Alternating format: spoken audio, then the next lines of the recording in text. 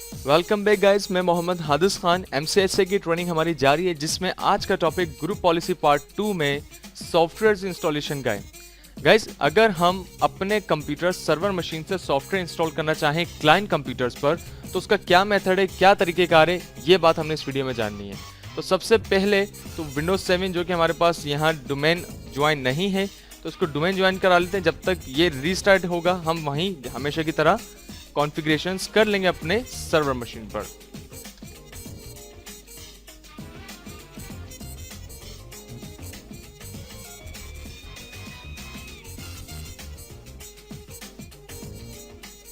Domain join हो गया guys, okay करते हैं। और ओके करने के बाद हमने इसको क्लोज करके रीस्टार्ट नाउ किया। जब तक ये रीस्टार्ट होता है हम क्या करते हैं, आपको याद होगा ग्रुप पॉलिसी हमेशा लगाने के लिए हमें किन चीज़ों की ज़रूरत होती है। सबसे पहले हम OU को डिज़ाइन करते हैं। तो हम सर्वर मैनेजर पे आने के बाद टूल्स पे यूजर्स एंड कंप्यूटर्स पर आते हैं, और आने के बाद यहाँ से हमने क्या बनाना है, आज OU बनाना है। hadis.local पे आते हैं, राइट क्लिक करके हमने क्या किया गाइस, न्यू पे आने के बाद ऑर्गेनाइजेशनल यूनिट। अच्छा, ऑर्गेनाइजेशनल यूनिट बनाने का मकसद यही होता है कि GPO जो ग्रुप पॉलिसी है वो स्पेसिफिक यानी मखसूस यूजर्स के ऊपर ही लगे, और जो हम सॉफ्टवेयर इंस्टॉल करना चाहते हैं वो हर डिपार्टमेंट नहीं चाहते, वो हम OUs वाइज यानी डिपार्ट वाइज इंस्टॉलेशन करते हैं। तो फर्स्ट कीजिए, हमने एक सेल्स का OU बनाया, ओके करते हैं, OU बन गया। इसमें हम एक यूज़र बना लेते हैं हसीब के नाम से। गाइस, एक यूज़र क्रिएट कर लिया हमने, नेक्स्ट करते हैं, पासवर्ड रखते हैं विन 2008 विन WIN 2008 और नेवर चेंज और एक्सपायर नहीं हो। नेक्स्ट करके हमने फिनिश करा। हसीब जो है हमारा वो यूज़र क्रिएट हो गया, किस OU के अंदर, सेल्स के OU के अंदर। अब इस बात को याद रखिएगा। अच्छा, अब हमें क्या चीज़ देखनी है गाइस, हम जब कोई सॉफ्टवेयर इंस्टॉल करते हैं अपने नॉर्मल कंप्यूटर्स पर, मैं सर्वर मशीन्स की बात नहीं कर रहा, तो वो नॉर्मल PCs के ऊपर कौन सी फाइल्स हम रन करते हैं, जो सेटअप की फाइल्स होती हैं वो .exe फाइल होती है, जो कि एग्जीक्यूटेबल होती है सिंपल रन होने के लिए। अच्छा, यहाँ पर क्या होता है, जब सर्वर साइड आप डिप्लॉयमेंट कर रहे होते हैं तो ग्रुप पॉलिसी के अंदर हमें .exe फाइल नहीं चाहिए होती, बल्कि exe फाइल का एक कन्वर्टर होता है MSI को कन्वर्ट करने तक। MSI एक ऐसा एक्सटेंशन है, एक ऐसी फाइल होती है जो कि डिप्लॉयमेंट के लिए इस्तेमाल होती है। माइक्रोसॉफ्ट इंस्टॉलर का काम करती है बेसिकली वो फाइल। तो हमें क्या करना होगा, फर्स्ट करें, हमें कोई भी सॉफ्टवेयर इंस्टॉल करना है, गूगल क्रोम इंस्टॉल करना है, फायरफॉक्स इंस्टॉल करना है अपने सर्वर मशीन से, अपने क्लाइंट कंप्यूटर्स पर नोटपैड++ इंस्टॉल करना है, कोई भी सॉफ्टवेयर करना है, लेकिन तो उसकी हमें exe फाइल नहीं चाहिए होगी, उसकी हमें MSI फाइल चाहिए होगी। अब MSI फाइल बनाने का तरीका जो है, इस वीडियो में पहले आप ये देख लें कि इंस्टॉलेशन का मेथड क्या है, उसको हम पब्लिश और असाइन के तरीकेकार क्या है। नेक्स्ट वीडियो में, इसी की नेक्स्ट वीडियो में हम इस बात को जान लेंगे कि वो कौन से सॉफ्टवेयर्स हैं जिनसे हम exe फाइल्स को MSI में कन्वर्ट कर सकते हैं। तो आई होप गाइस आपको यहाँ तक क्लियर हुआ। तो मैं क्या करता हूँ, हमने OU बना लिया, OU बनाने के बाद स्टार्ट E करते हैं, एक फोल्डर शेयर कर लेते हैं डेटा के नाम से, क्योंकि जितनी भी रिसोर्सेज हमारी यहाँ से शेयर होंगी वो इस ही फोल्डर से होंगी। तो हमने एक फोल्डर बनाया डेटा, और राइट क्लिक करके इसको हम क्या कर लेते हैं, प्रॉपर्टीज पे आके यहाँ से हम इसे शेयर कर लेते हैं। शेयर करते हैं हम किन के साथ, फाइंड पीपल करते हैं, हम कहते हैं जितने भी hadis.local यानी जो इस DC के अंदर यूजर्स अवेलेबल हैं उन्हें आप चेक कीजिए, उनके साथ ये आप शेयर करते हैं, तमाम लोगों के साथ शेयर नहीं कीजिए। हमने शेयर किया, शेयर करने के बाद डन करते हैं, डन के बाद जस्ट इसको हमने क्लोज किया। तो डेटा वाला फोल्डर जो है हमारा वो एम्प्टी है, और इसको हमने सक्सेसफुली शेयर किया। अब मैं अपने कंप्यूटर में एक USB लगाता हूँ, और MSI इंस्टॉलर मेरे पास एक फिलवक्त नोटपैड++ मौजूद है। अच्छा, अब मैंने कंप्यूटर में USB लगा तो दी, देखें आप सर्वर मशीन में यहाँ शो नहीं हुई, क्यों, क्योंकि ये वर्चुअल मशीन है। याद होगा आपको, देखें हमने यहाँ पर अगर आके देखूँ तो आप देख सकते हैं कि मेरे कंप्यूटर में यहाँ एक USB लगी हुई है, लेकिन हमारी वर्चुअल मशीन पे USB शो क्यों नहीं हो रही। उसकी वजह यह कि इसके जितने भी हार्डवेयर यानी मदरबोर्ड से लेके CD-ROM, हार्ड ड्राइव, इस तमाम चीज़ें देखनी हो तो आप इस मशीन के देखें, इस वाले स्टेटस जो पैनल है नीचे यहाँ पर देख सकते हैं। तो देखिए आप हार्ड ड्राइव यहाँ काम करिए 30 GB, बिल्कुल यहाँ CD-ROM भी काम कर रहा है, यानी ये तमाम चीज़ें वर्चुअल है, मिजाजी हैं, रियल में कुछ नहीं है। ऐसे यहाँ पर जो आ रहा है ये मीडिया आ रहा है, किंगस्टन डेटा ट्रैवलर। हमने इस पर क्लिक किया और हम बोलते हैं इस डिवाइस को हमारे इस कंप्यूटर यानी सर्वर वाले कंप्यूटर से कनेक्ट कीजिए। हम जैसे क्लिक करते हैं तो आप देखिएगा यहाँ पर अब मैं अब इसको स्क्रीन को बड़ा करता हूँ तो देख सकते हैं आप सर्वर मशीन में हमारी यूएसबी डिटेक्ट कर ली गई, क्योंकि उसे हार्डवेयर से पता ही नहीं था, उसे बताना पड़ा कि वर्चुअल मशीन में भी हमने यूएसबी लगाई है, प्लग इन की है। अच्छा, इस पर डबल क्लिक करते हैं। हमारे पास जो इंस्टॉलर है वो नोटपैड++ है। अगर इसके मैं राइट क्लिक करके आपको प्रॉपर्टीज चेक कराऊं तो आप देख सकते हैं गाइस कि इसका जो एक्सटेंशन है वो .msi है, विंडोज इंस्टॉलर पैकेज। जो लोग बिल्कुल न्यू है ग्रुप पॉलिसी पढ़ते वक्त, तो उन्हें ये बातें डिटेल्स में जानना लाजमी है कि MSI और EXE में क्या फर्क होता है। MSI फाइल वो फाइल्स हैं जो डिप्लॉयमेंट के लिए इस्तेमाल होती हैं, जस्ट इतना याद रखिएगा। और एक VLC फाइल रखी है मेरे पास, लेकिन ये कौन सी गाइस एप्लीकेशन है .exe। .exe का मतलब कि इस फाइल को हम नॉर्मली पीसीज के ऊपर रन कर सकते हैं, जबकि MSI फाइल डिप्लॉयमेंट के लिए इस्तेमाल होती है और EXE फाइल हम डिप्लॉयमेंट के लिए इस्तेमाल नहीं कर सकते। तो जो नोटपैड++ है गाइस, मैंने इसको क्या किया, कॉपी करते हैं। कॉपी करने के बाद हम कहाँ जाते हैं, स्टार्ट ई और सी ड्राइव के अंदर जो डेटा का फोल्डर है इसमें हमने सिर्फ क्या कर दिया, पेस्ट कर दिया। यानी मेरे पास इंस्टॉलर की फाइल सर्वर में मौजूद होनी चाहिए क्लाइंट कंप्यूटर्स पे डिप्लॉय करने के लिए। यानी मैं एक ऑफिस में अगर बैठा हूँ सर्वर लेकर, तो मेरे सर्वर के अंदर तो वो सॉफ्टवेयर हो ना जो मैं तमाम क्लाइंट कंप्यूटर्स को देना चाहता हूँ, तो वो सॉफ्टवेयर हमने अपने सी ड्राइव के अंदर रख लिया। अब भले मैं यूएसबी को अनप्लग कर दूं, इससे कोई गर्ज नहीं। यूएसबी हमने अनप्लग कर दी गाइस। अब क्या करते हैं, हम चलते हैं मजीद स्टेप्स की तरफ। और यहां से हमने क्या करा, सर्वर मैनेजर को ओपन किया और ओपन करने के बाद हम कहां आते हैं, टूल्स के अंदर group policy management. Group policy management के बाद फॉरेस्ट डोमेन साइट hadis.local पे आने के बाद सेल्स के अंदर हम एक OU बनाते हैं। OU क्या नाम रख लेते हैं हम, सॉफ्टवेयर इंस्टॉलेशन के नाम से, इंस्टॉलेशन, राइट गाइज। ओके करते हैं हम, सॉफ्टवेयर इंस्टॉलेशन आ गया। इस पर हमने राइट क्लिक करके क्या किया गाइज, एडिट करते हैं। और एडिट करने के बाद अब हम ये देखते हैं कि जो सॉफ्टवेयर इंस्टॉलेशन मेथड है वो कैसे हम अंजाम दे सकते हैं। तो हम कहाँ पर आए गाइज, पॉलिसीज पे आते हैं। पॉलिसीज पे आने के बाद देखें सॉफ्टवेयर सेटिंग्स आ गई। सॉफ्टवेयर सेटिंग्स पे हमने यहाँ क्लिक किया तो देख सकते हैं आप सॉफ्टवेयर इंस्टॉलेशन मेथड आ रहे हैं। अच्छा, सॉफ्टवेयर इंस्टॉलेशन मेथड से क्या मुराद है, इस पे हमने राइट क्लिक किया। मैं कहता हूँ एक नया पैकेज बनाना है, हमने एक नया पैकेज ऐसा है जो हमने इम्प्लीमेंट करना है। पैकेज पे हम क्लिक करते हैं, वो पूछता है कौन सा पैकेज है, कहाँ से आप MSI फाइल ला रहे हैं, वो फाइल की डेस्टिनेशन यानी वो जगह बताइए, लोकेशन बताइए कि फाइल एक्चुअल में रखी कहाँ है। तो फाइल की लोकेशन क्या है, हम /10.0 इस सर्वर की IP देते हैं, / और डेटा जो फोल्डर हमने शेयर करा हुआ है उस फोल्डर पर क्लिक करके हम जैसे इंटर करते हैं तो हमें ये पता चल जाता है कि नेटवर्क के ऊपर एक इंस्टॉलर फाइल रखी हुई है, देख सकते हैं, जो कि हमने अभी कॉपी करी थी। हम इस फाइल पे क्लिक करके हम क्या करते हैं, जस्ट ओपन करते हैं तो आप देख सकते हैं 3 ऑप्शंस हमारे पास यहाँ पर आते हैं। पहला गाइज पब्लिश्ड है। पब्लिश्ड से मुराद वो फाइल वो ऐसा मेथड है जिसमें क्लाइंट के पास खुद से ये सॉफ्टवेयर इंस्टॉल हुआ नहीं आए, ठीक है। जबकि असाइन का मतलब है कि अगर मैं असाइन लगा दूं तो ये सॉफ्टवेयर पूरे सेल्स के OU पर जितने भी यूजर्स हैं उनके कंप्यूटर्स में खुद ब खुद इंस्टॉल हुआ आएगा, ठीक है।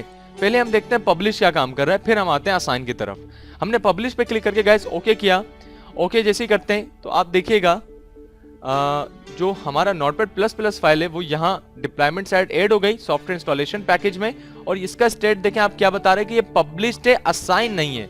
पब्लिश का मतलब इसको सिर्फ क्लाइंट जब चाहे वो खुद से इंस्टॉल कर सकता है, लेकिन असाइन का मतलब उसकी इजाजत की जरूरत नहीं, वो कंप्यूटर खोलेगा, सॉफ्टवेयर उसकी स्क्रीन के ऊपर होगा। बाय द वे हम क्या देखते हैं, पब्लिश को करने के बाद स्टार्ट आर के बाद हमने क्या किया, GP अपडेट और इंटर का बटन दबाते हैं और दोबारा स्टार्ट आर GP अपडेट, क्योंकि डबल हम पॉलिसीज को अपडेट इस वजह से करते हैं कि कोई बग्स ना रह जाएं। अक्सर औकात माइक्रोसॉफ्ट विंडोज सर्वर में बग्स आ जाते हैं जिसके थ्रू हमारे काम अंजाम नहीं हो पाते। अच्छा, यहाँ से ग्रुप पॉलिसी सही लग गई। हमने क्या किया, तमाम चीज़ों को यहाँ से कैंसिल किया और अब हम देखते हैं अपने विंडोज क्लाइंट साइड आके Ctrl+Alt इंसर्ट का बटन दबाया और यहाँ से स्विच यूजर करते हैं। यूजर हमने बनाया था हसीब, पासवर्ड WYA 2008 इंटर। आप देख सकते हैं गाइस स्क्रीन के ऊपर हमारे पास ये लॉगिन हो गया, लेकिन कोई सॉफ्टवेयर हमें यहाँ नजर नहीं आ रहा। आपको याद होगा जब हम कोई सॉफ्टवेयर कंप्यूटर में इंस्टॉल करते हैं, ये बात तो नॉर्मली है, वो चीज़ें हमें कहाँ स्टार्ट पे शो हो रही होती है कि कोई आपने सॉफ्टवेयर इंस्टॉल किया है। लेकिन मैं आपको एक बात बताता चलूँ, जब हम सर्वर पे कॉन्फ़िगरेशन कर रहे थे तो हमने असाइन नहीं पब्लिश लगाया। पब्लिश का मतलब कि वो हमारे नेटवर्क प्लेटफॉर्म पे आ गया होगा। तो हम नेटवर्क प्लेटफॉर्म चेक करने के लिए कंट्रोल पैनल यानी क्लाइंट कंप्यूटर के कंट्रोल पैनल पे आते हैं, अनइंस्टॉल प्रोग्राम जहां से हम क्लिक करते हैं, जहां से सॉफ्टवेयर्स को हम रिमूव करते हैं, वहीं आप देख सकते हैं कॉर्नर पे क्या लिखा है, install a program from the network, यानी कोई प्रोग्राम आपके सर्वर ऑपरेटर ने अगर शेयर किया है तो वो यहाँ नजर आएगा। और अब आप देख सकते हैं कि यहाँ पर वो सॉफ्टवेयर नजर आ रहा है जो सॉफ्टवेयर हमने वहां से शेयर किया। और इस पर अगर यूजर डबल क्लिक करे और इसको इंस्टॉल करना चाहे तो हम यहाँ से इसे इंस्टॉल कर सकते हैं। अगर मैं नेक्स्ट करूं तो ये सॉफ्टवेयर इंस्टॉल हो जाएगा। लेकिन इस बात को याद रखिएगा कि ये तो वो वाली इजाजत हो गई कि यूजर चाहे तो ऐसा हो, यानी यूजर्स को फिर हम कुछ राइट्स दे रहे हैं। लेकिन अगर मैं चाहूं कि यूजर के बस में ही ना हम खुद से इंस्टॉल करना चाहें, यूजर को वो भी ना करना पड़े, तो उसके मेथड्स क्या है वो देखें। लेकिन एक बात और याद रहे, इसको कैंसिल करता हूं, हम स्टार्ट पे आके जो कंट्रोल पैनल पे क्लिक करके अनइंस्टॉल प्रोग्राम पे आते हैं। ये इतना बड़ा प्रोसीजर है, अगर इसको हम शॉर्ट में करना चाहें तो हम कीबोर्ड से स्टार्ट आर का बटन दबाइए और इधर लिखिए APP ऐप wizard.cpl यानी कंट्रोल पैनल, एप्लीकेशन विजार्ड का कंट्रोल पैनल है। इसको हमने जैसे ओके किया तो डायरेक्ट हम ऐड एंड रिमूव प्रोग्राम्स पे आ जाएंगे गाइस। कोशिश ये होती है कि छोटी छोटी आपको जो शॉर्ट कीज हैं वो भी मालूम होनी चाहिए, इससे कुछ फायदा हमें होता है। अच्छा, इसको क्या करते हैं, अब इंस्टॉलेशन नहीं करते फिलहाल, इसे हम लॉग ऑफ करते हैं और दूसरी वाली पॉलिसी अप्लाई करके देखते हैं जो हम वहां छोड़ कर आए, पब्लिश और असाइन की। आई होप आपको पब्लिश तक बात समझ आई हो। अब हम आते हैं वापस सर्वर क्लाइंट के कंप्यूटर पर। टूल्स पे आने के बाद वापस उसी जगह तक जाना है, ग्रुप पॉलिसी मैनेजमेंट। मुझे एक बात बताइएगा गाइस, मैं यहाँ डोमेन से क्लिक करने से पहले एक बात पूछता हूँ कि जो ग्रुप पॉलिसी हमने इस पे अभी लगाई है वो यूजर के कंटेनर पे लगाई है या OU पे लगाई है। और OU हमने इस ग्रुप पॉलिसी में इस कंटेनर में DC में कितने बनाए, सेल्स का बनाया है, IT का बनाया है या HR का बनाया है। अगर आपने फोकस रखा है वीडियो पे तो आपका जवाब क्या होना चाहिए, सेल्स का। तो डोमेन्स पे हम आते हैं, hadis.local पे आने के बाद आप देख सकते हैं कि सेल्स का OU हमने बनाया हुआ था, उसी पे ग्रुप पॉलिसी बनी है। और सॉफ्टवेयर इंस्टॉलेशन पे हमने वापस राइट क्लिक करके कहां क्लिक किया, एडिट के बाद आते हैं पॉलिसी, सॉफ्टवेयर सेटिंग्स के बाद अब देखिएगा जो हमने पैकेज रखा था वो यहाँ पब्लिश पे था। इस पर राइट क्लिक करके अगर हम इसकी प्रॉपर्टीज पे आना चाहें तो यहाँ से हम सिंपल डिप्लॉयमेंट की तरफ आ सकते हैं। अब डिप्लॉयमेंट की तरफ आते तो देखिए डिप्लॉयमेंट टाइप क्या आ रही है। आप चाहें तो देखें स्टार्टिंग में क्लिक कर लें असाइन पर, या आप चाहें तो पहले पब्लिश करके फॉर द टेस्टिंग पर्पस आप पहले पब्लिश करके बाद में उसे असाइन पे क्लिक कर दें। अब असाइन पे क्लिक किया तो अब मैं क्या कहता हूँ, यहाँ से देखिए एक और चेक आ रहा है, इंस्टॉल दिस एप्लीकेशन एक लॉग ऑन, यानी इस एप्लीकेशन को इंस्टॉल कर दें जब यूजर लॉग ऑन करे। इस बात से क्या वाकिफ हुआ, इस बात से ये समझ आया कि नोटपैड++ अब खुद से इंस्टॉल हुआ आएगा, हमें इंस्टॉल करने की जरूरत वहां नहीं पड़ेगी। ये सर्वर ऑपरेटर यहां से डिप्लॉयमेंट कर रहा है through group policy. I hope यहां तक क्लियर हुआ। हमने जैसे अप्लाई किया ओके करते हैं। अब की दफा ये जो टॉपिक है वो असाइन के ऊपर है। हम स्टार्ट आर करते हैं, स्टार्ट आर करने के बाद GP अपडेट, और GP अपडेट के बाद हम देखते हैं सक्सेसफुली एक और दफा GP अपडेट कर लेते हैं। और अब की दफा हम नेक्स्ट लॉग ऑन करके देखते हैं वहां से।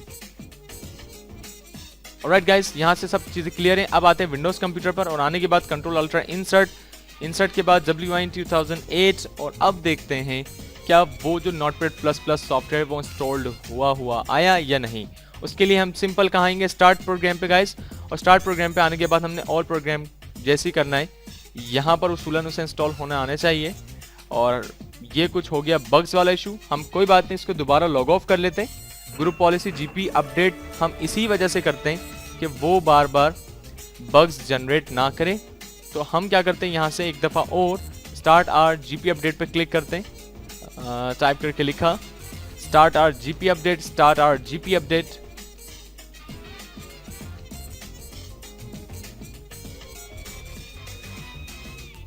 ऑलराइट गाइस, इसकी प्रॉपर्टीज एक दफा दोबारा देख लेते हैं। प्रॉपर्टीज पे आते हैं हम, डिप्लॉयमेंट साइड हमने क्या कहा है, असाइन हुआ हो, ठीक है। अनइंस्टॉल दिस एप्लीकेशन, ये मैनेजमेंट ये नहीं करना। Do not display the package. अच्छा, यहाँ पर अगर हम चाहें कंट्रोल पैनल पे मना भी करना चाहें तो यहाँ से मना भी कर सकते हैं। अच्छा, इसके अलावा यहाँ इसके अपग्रेड्स वगैरह शामिल करना चाहें, कैटेगरीज, मॉडिफिकेशन, सिक्योरिटी वगैरह है। सिक्योरिटी से तो आप वाकिफ ही हैं, किस यूजर को परमिशन देनी चाहिए, नहीं देनी चाहिए, ये तमाम चीजें हम एक दफा जस्ट जायजा ले रहे थे, हम जस्ट ओके करते हैं, एक दफा फिर स्टार्ट आर करके जीपी अपडेट करते हैं और फिर चलते हैं हम अपने विंडोज 7 क्लाइंट कंप्यूटर पर। कैंसिल कैसे, कैंसिल करने के बाद विंडोज 7 इसे लॉग ऑन करते हैं, विन 2008, और